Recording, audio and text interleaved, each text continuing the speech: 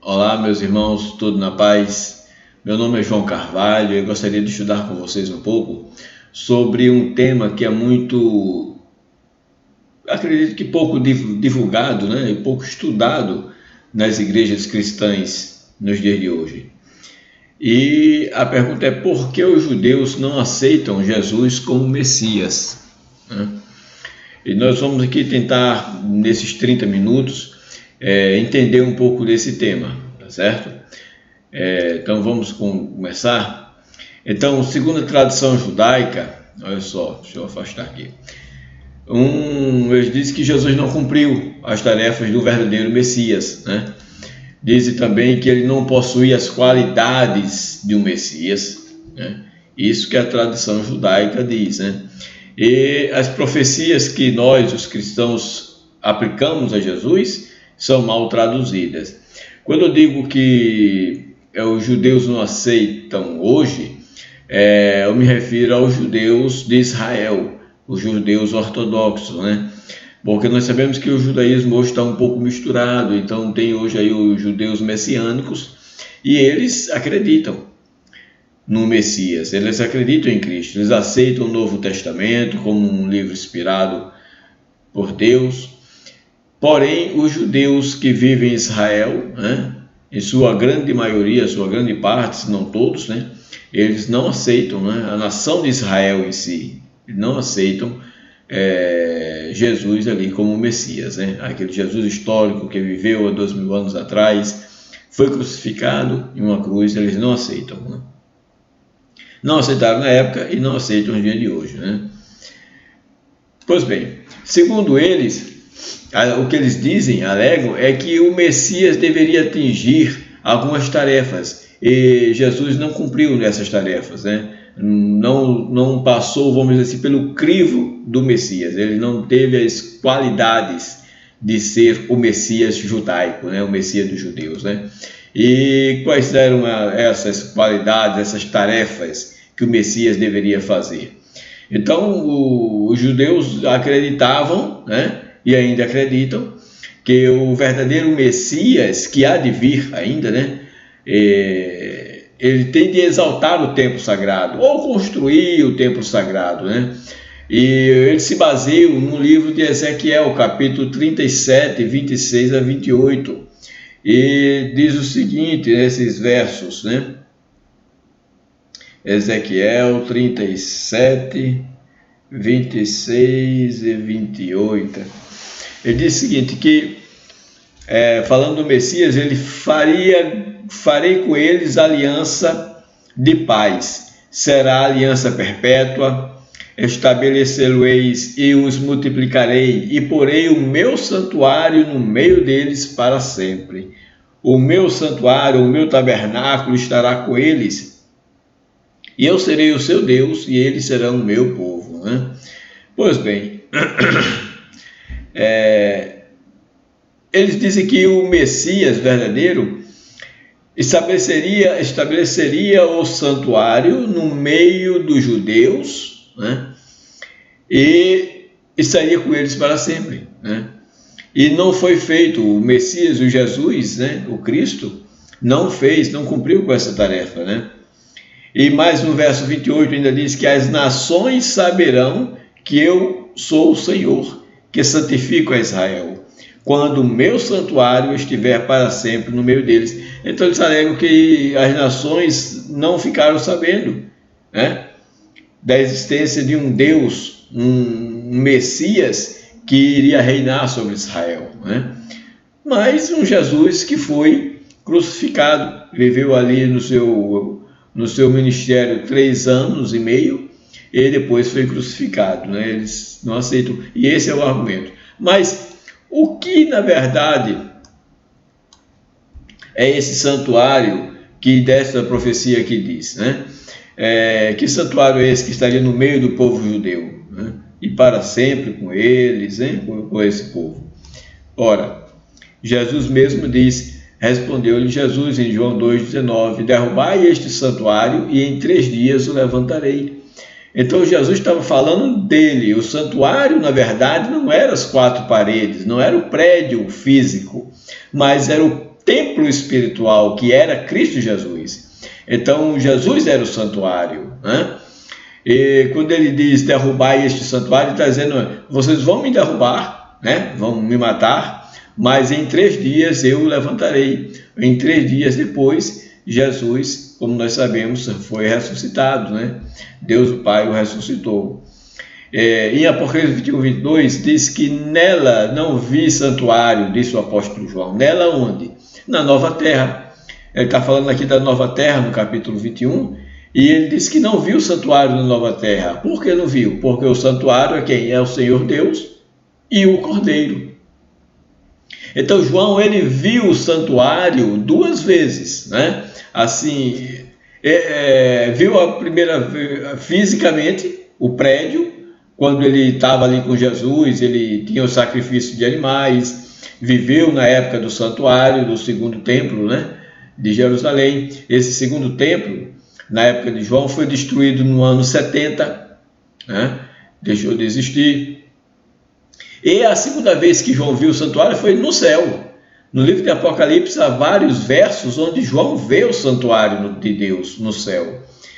Então, mas na nova terra ele não vê. Tanto é que ele diz, nela eu não vi santuário. Ele tinha visto já o santuário de Deus no céu, mas na nova terra ele não viu. E ele diz que quem seria o santuário era o Pai e o Filho, né? As 2 divindades. Então, um outro ponto é que o Messias, segundo a interpretação judaica, deveria trazer os judeus de volta à terra de Israel. Ou seja, deveria reunir todos os judeus lá em Israel. E é fato, Jesus não conseguiu realmente fazer isso. Isso é um fato. Nos tempos que Jesus passou lá, no meio deles, ali vivendo, pregando o ministério, que foi 3 anos e meio, Jesus não cumpriu verdadeiramente essa profecia. Agora vamos interpretar melhor ela, né? Porque os judeus dizem que literalmente os judeus deveriam estar presentes no Israel, todos os judeus que estavam dispersos. Ora, tanto é que hoje os judeus, e hoje na nação judaica de Israel, uns rabinos fizeram um convite, um apelo, né, para os judeus voltarem a Israel, né? Os judeus que estão espalhados aí em todas as nações e vários países, eles deveriam voltar, retornar a Israel. Por quê? Porque o Messias está para aparecer lá no meio de Israel, né? Então, inclusive há rabinos que dizem que ele já existe, já está presente, né? Mas isso é um outro assunto, em outro momento, em outro vídeo que vai estar no nosso canal. Mas o fato é que na época de Jesus, essa profecia, segundo os judeus, não se cumpriu com Jesus, né? Então, Isaías 43, o que é que diz? Vamos ler aqui. Isaías 43, versos 5 e 6. Ele disse, não temas, porque sou contigo. Trarei a tua descendência desde o Oriente e a juntarei desde o Ocidente. Direi ao norte, entrega, e ao sul, não a retenhas. Trazei meus filhos de longe e minhas filhas das extremidades da terra. Ora, essa profecia de Isaías 43 se cumpriu, né? Se cumpriu, só que a interpretação judaica é que deveria os judeus serem exclusivos nela, e os judeus deveriam se reunir do Oriente ao Ocidente e estariam presentes em Israel com a vinda do Messias. Mas se nós lermos aqui um episódio que aconteceu com Cristo, né, que viria realmente do Oriente e do Ocidente, Jesus diz lá em Mateus 8:11, digo-vos que muitos virão do Oriente e do Ocidente e tomarão lugares à mesa. Ora, Jesus ele aplica essa profecia ainda mostrando que no futuro isso iria acontecer. Por que muitos virão do Oriente e do Ocidente? Aí a reunião de todo o povo, todas as nações, né, tomarão lugares à mesa com Abraão, Isaac e Jacó no reino dos céus, né? Tem um evento muito conhecido que quando Jesus está em Jerusalém, os gregos vêm para ver Jesus, e queriam ver Jesus. E Jesus disse que essa profecia em parte se cumpriu ali, que eram pessoas de outras nações vindo a ele para vê-lo e glorificá-lo como Messias, né? Mas a verdade é que Jesus está se referindo aqui, virão do Oriente e do Ocidente, ainda no futuro, né? E essas pessoas tomarão lugares, esses servos de Deus tomarão lugares à mesa, enquanto que os judeus querem aplicar a eles, exclusivamente a eles, né? É interessante ver também lá em Gênesis 22:18, quando diz o seguinte: e em tua descendência serão benditas todas as nações da terra, porquanto obedeceste a minha voz, falando a Abraão. Ora, todas as nações da terra não são exclusividade dos judeus. Os judeus pensam que o evangelho foi feito só para eles, mas todas as nações da terra foram benditas e elas se reunirão. Tanto os judeus que aceitarem a Cristo como Senhor e Salvador e como Messias, como todos aqueles que aceitarem, né? Deus não faz acepção de pessoas, então todos que aceitarem a Cristo serão salvos, né? E sentarão à mesa com Abraão, Isaque e Jacó, né?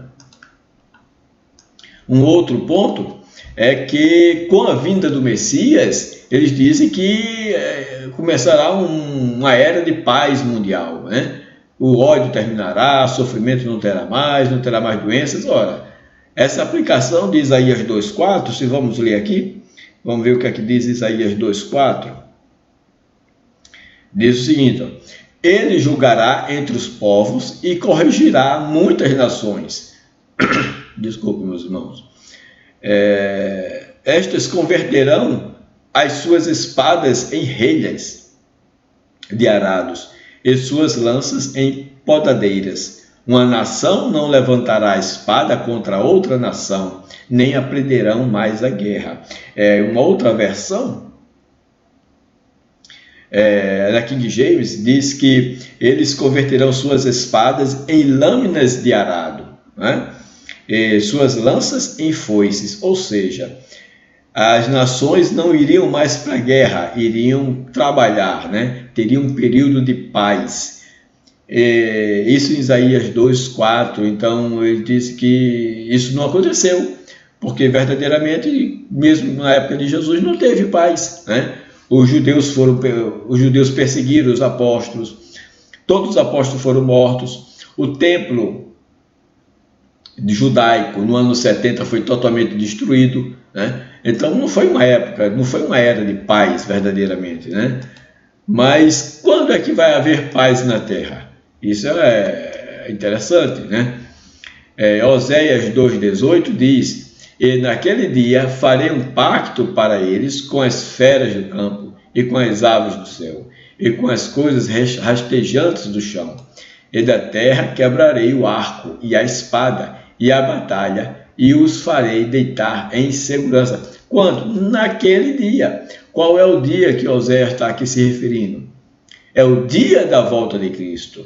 Então, quando Cristo voltar, que estabelecer um novo reinado, aí não haverá mais guerra, não haverá mais pranto nem dor, porque haverá um reino eterno estabelecido por ele. Não agora, no momento, né, quando ele veio há 2000 anos atrás. Em Miqueias 4:4 diz que: mas assentar-se-á cada homem debaixo da sua videira e debaixo da sua figueira, e não haverá quem os espante, porque a boca do Senhor dos Exércitos disse. Então, esta era de paz e segurança há de se confirmar, né? Não é hoje ainda, mas haverá sim de se confirmar. Hebreus, é interessante que Hebreus disse: ainda resta um descanso para o povo de Deus. E verdadeiramente resta um descanso, né? Todos nós esperamos esse dia chegar. Ainda no verso 5 diz: todos os povos andam, cada um em nome do seu Deus, mas nós andaremos em nome do Senhor nosso Deus para todos sempre. Amém? E Apocalipse 21:4, falando justamente da nova terra, diz que Deus limpará dos nossos olhos toda lágrima, e não haverá mais morte, nem pranto, nem dor, né? porque as primeiras coisas já são passadas. Então, a era verdadeiramente de paz e descanso será na nova terra, né? Enquanto vivermos aqui, não teremos. Mas os Messias entendem que, os judeus entendem que o Messias vai implantar essa era de paz. E se Jesus não implantou, Jesus não é o Messias, né? Segundo eles. Uma outra interpretação, outro argumento que os judeus têm é o que está escrito lá em Zacarias 14:9, que o nome de Deus de Israel seria de um conhecimento universal. Todas as nações conheceriam o nome do Deus de Israel. E, mais uma vez, isso não aconteceu com Jesus, né? Porque as nações não ficaram conhecendo o Deus de Israel. Em parte, né? Vamos ler aí exatamente o que aqui diz Zacarias, né? Zacarias 14, verso 9. Deixa eu ver aqui. Zacarias 14, 9. Diz o seguinte: o Senhor será rei sobre toda a terra. Naquele dia, um só será o Senhor, e um só será o seu nome. E outra versão diz que naquele dia virá um Senhor e seu nome será um. Ou seja, a pregação da existência de o único Senhor e um único nome, né? Isso não ficou conhecido, mas veja só, Jesus, quando estava aqui, Jesus disse, e a vida eterna é esta, que eles conheçam a ti, o único Deus verdadeiro, e a Jesus Cristo a quem tu enviaste. Então Jesus pregou a existência de um Deus único. Jesus falou que o Pai dele era o Deus soberano e era único, né? Enquanto que ele era o Filho de Deus, né? Então, os judeus entendem que aquela profecia não se cumpriu com Jesus justamente por causa disso, porque o nome de Deus não foi exaltado entre as nações, não foi reconhecido entre todas as nações, né? Mas Jesus, ele disse, e quando eu for levantado, atrairei todos a mim mesmo. Então, tudo era para ser atraído, tudo apontava para Jesus. Todas as profecias do Antigo Testamento apontou para Jesus. Os acontecimentos se encaixaram em Jesus. E Jesus era o salvador de tudo, tanto que quando ele foi levantado sobre a terra, que ele foi crucificado, que ele morreu, todas as nações olharam para ele, e verdadeiramente, né? O nome dele foi exaltado, o nome do Pai foi exaltado, né? Um outro ponto aqui é o que o profeta Elias deveria reaparecer antes da vinda do Messias, né? E ele diz, olha, se o profeta Elias não veio, é porque Jesus ali, que vocês dizem que é o Messias, não é o Messias, né? Então eles não aceitam. Vamos ler o que diz aí Malaquias, né? Malaquias, capítulo 4, 5 a 6. Diz o seguinte: eis que eu vos enviarei o profeta Elias, antes que venha o grande e terrível dia do Senhor. Ele converterá o coração dos pais aos filhos e o coração dos filhos a seus pais, para que não venha e fira a terra com maldição. Ora, baseado nesse texto, é dito que o profeta Elias deveria vir antes do Messias. Mas o que foi que Jesus falou? Mateus 17:10, e os seus discípulos perguntaram, dizendo: por que dizem então os escribas que Elias deveria vir primeiro? Porque era um ensino na época, os escribas ensinavam justamente isso. Olha, antes de vir o Messias, haveria de vir o Elias, né? Mas veja o que Jesus respondeu. Jesus respondendo disse: em verdade, Elias virá primeiro e restaurará todas as coisas. Olha só, mas ele continua. Mas eu vos digo que Elias já veio, disse Jesus, e eles não reconheceram, mas fizeram-lhe tudo o que quiseram. Assim, eles farão também sofrer o Filho do Homem. Jesus estava se referindo a quem? a João Batista, né? No verso, tanto é que no verso 14, e diz o seguinte: se vocês quiserem aceitar, este é o Elias que havia de vir, né? Jesus está falando aqui de João Batista. João Batista foi o Elias, né? É interessante que João Batista ele pregou com o espírito de Elias, né? Ele teve a mesma audácia, a mesma força, a mesma intrepidez em pregar o evangelho, em chamar o pecado pelo nome, né? João Batista. Como Elias teve no passado, João Batista teve também, né?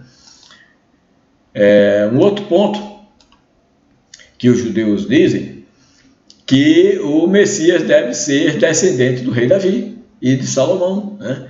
E aí entra uma coisa interessante, né? Todos esses textos aqui, eu não vou ler aqui no momento, mas você pode ler aí na sua Bíblia, mostrando que o Messias deveria ser descendente do rei Davi. Olha, então eles dizem uma coisa interessante: por que eles não aceitam Jesus como descendente do rei Davi? Jesus teve por pai José e Maria. Só que tem um detalhe: José, segundo os rabínicos, né, os judeus, eles não aceitam porque José não era verdadeiramente o pai de Jesus, né? E realmente não era. E eles não aceitam a descendência vinda de mulher. No caso, quem era a mãe de Jesus, Maria, eles não aceitam, teria de vir do pai. O pai tem de ter essa linhagem de descendência. Então, por aí já corta. Então, a descendência de Jesus não tem, porque José não era verdadeiramente o pai dele, entendeu? Então, mas vamos ver aqui alguns outros pontos aqui, o que aconteceu. Olha só. Romanos 1,3, Paulo falando, diz: mas acerca de seu filho, aí Paulo diz que nasceu da descendência de Davi, segundo a carne. Então, Paulo reconhece que Jesus veio da descendência de Davi, né? Apesar de José não ser o pai literal, né, de Jesus, mas Paulo viu em Jesus algo diferente. É o que nós vamos ler aqui mais na frente. Em Lucas 1,32 é dito que este será grande e será chamado Filho do Altíssimo, e o Senhor Deus lhe dará o trono de Davi, seu pai. Isso é um anjo falando a Maria e dizendo: olha, ele é Filho do Altíssimo, será chamado Filho do Altíssimo, e Deus lhe dará o trono de Davi. E seu pai, quer dizer, ele veio da descendência de Davi. Jesus, ele era filho de Deus, mas Deus mostrou na genealogia, no início de Mateus, que ele teve, de Lucas, que ele teve a descendência, sim, de Davi, né? Então, estes, meus irmãos, são alguns dos pontos principais que os judeus usam para não aceitar que Jesus seja o Messias, né? Mas nós vimos que Cristo cumpriu todos eles, né? E vamos ver aqui, vamos assim, o fato é que quem nega que Jesus é o Cristo, né? Porque quando eu nego que não aceito que Jesus seja o Messias, João diz que é um mentiroso, né? E mais, se eu nego que Jesus é o Messias, eu estou negando o Pai e o Filho. E João chama esse de anticristo, né? Vamos ver aqui, Mateus 26, 63. Jesus, porém, guardava silêncio e, insistindo o sumo sacerdote, né? Ele disse: conjuro-te pelo Deus vivo, que nos diga se tu és o Cristo, se tu és o Messias, o Filho de Deus. Jesus nunca te afirmou literalmente e claramente que ele era o Messias, mas Jesus sempre deu indícios de que ele era o Messias. né? Quando ele começou o seu ministério, no livro de Lucas, capítulo 4, ele diz: o Espírito do Senhor está sobre mim para pregar aos pobres, evangelizar. E interessante que aquele texto ali de Lucas, ele faz menção puxando lá de Isaías, né? Que fala justamente do Messias. E Jesus disse: hoje se cumpriu essa profecia. Então Jesus, ele deu sempre indícios de que era o Messias, né? Só que nesse momento aqui, no julgamento dele, o sumo sacerdote rasgou suas vestes e disse: conjuro-te pelo Deus vivo, que nos diga se tu és o Messias. E Jesus disse o quê? Tu o disseste, né? E disse mais Jesus: eu ainda vou dizer mais, né? Que vocês vão ver o Filho do Homem assentado à direita do poder, ou seja, assentado à direita do Altíssimo, assentado à direita do Deus Todo-Poderoso, e vindo sobre as nuvens do céu. Então, aqui Jesus ele mostra que o Pai e o Filho, o Deus Altíssimo e Jesus virão, eles serão sentados à direita do Altíssimo e virão os dois sobre as nuvens do céu, né? Isso é muito interessante, que é um tema também para depois a gente aprofundar um pouquinho nele, né? Pois bem, em João 12:42, que é dito que muitos dentre as próprias autoridades creram nele, né? Mas por causa dos fariseus não confessavam, para não serem expulsos da sinagoga. Ora, muitas próprias autoridades, algumas versões dizem as principais autoridades, né? Outros dizem os principais judeus, né? Líderes judaicos, né? Alguns, né, não creram nele. Aliás, creram nele, mas não confessavam, com medo de ser expulsos da sinagoga, né? Então, é fato que, apesar da grande maioria dos líderes judaicos não aceitarem Jesus como Messias e crucificarem a ele, né, por vários motivos, né, porque não foi só simplesmente por não aceitar, eles tiveram inveja, não quiseram aceitar também por inveja, questão de política religiosa, mas os principais argumentos que eles hoje usam, né, os judeus usam, são esses que nós vimos, né, que nós acabamos de ver, estudar aqui. Esses são os principais argumentos que eles utilizam para dizer que Jesus não era o Messias, né? Então, apesar de Jesus não ter cumprido, né, aliás, todas as tarefas de um verdadeiro Messias, ele infelizmente não foi aceito, né, e nem é aceito pela nação de Israel, né? É interessante nós vermos aqui também duas coisas que eu falei agora no verso anterior, no slide anterior, mostrando que o anticristo, né, é aquele que nega o Pai e o Filho, é aquele que não aceita o Messias, né? Nega o Messias, que Jesus seja o Messias. Isso aí é estudo de um outro assunto, um outro tema, que nós temos no canal, falando só sobre a questão do anticristo, né? Precisa entender aquilo ali melhor. E outro fator interessante é que, apesar da nação de Israel, né, não ter aceito e hoje ainda não aceitar a Jesus como Messias, nós não devemos ter bem uma certa cautela aí. Eles não aceitam verdadeiramente, é verdade isso, mas a nação, Deus sempre tem os seus dentro daquela nação. Então, lá em Isaías tem um momento em que Deus diz: olha, tem Elias, tem 7.000 que não dobraram os joelhos a Baal, né?